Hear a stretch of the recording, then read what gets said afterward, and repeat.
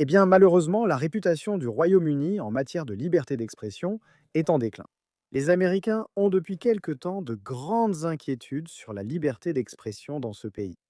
Vous pouvez voir qu'il existe des rapports crédibles faisant état de graves restrictions à la liberté d'expression, en plus des crimes, de la violence ou des menaces de violence motivées par l'antisémitisme dans notre pays.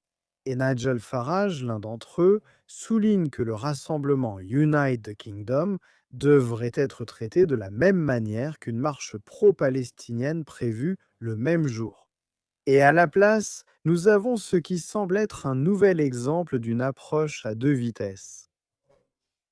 Que la reconnaissance faciale sera utilisée lors d'un rassemblement, d'une marche, d'un événement, mais pas lors de l'autre. Et nous apprenons aussi qu'un député européen polonais, et ce n'est pas un extrémiste marginal d'extrême droite, c'est un député européen du parti Droit et Justice.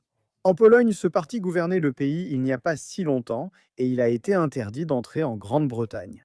Et vous pouvez l'entendre dire que c'est à cela que ressemble le communisme au XXIe siècle. On voit qu'il dit: Starma sera poursuivi par moi, non par le gouvernement ni le ministère de l'Intérieur, mais Starma à titre personnel.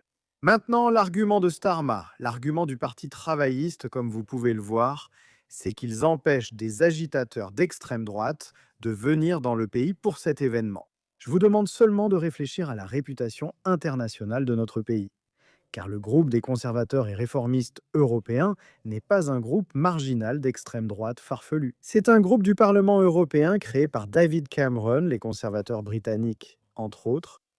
Ils ont créé ce groupe et les dirigeants du groupe, vous savez, des hommes politiques européens de haut niveau aujourd'hui, n'aiment pas ce qu'ils voient de ce pays en matière de liberté d'expression, de liberté de parole. Vous pouvez voir là, ils disent qu'interdire à un député européen élu en exercice crée un précédent inquiétant.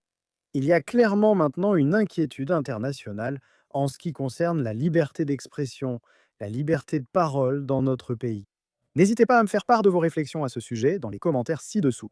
N'oubliez pas de mettre un petit pouce bleu à cette vidéo et bien sûr, comme toujours, merci d'avoir regardé.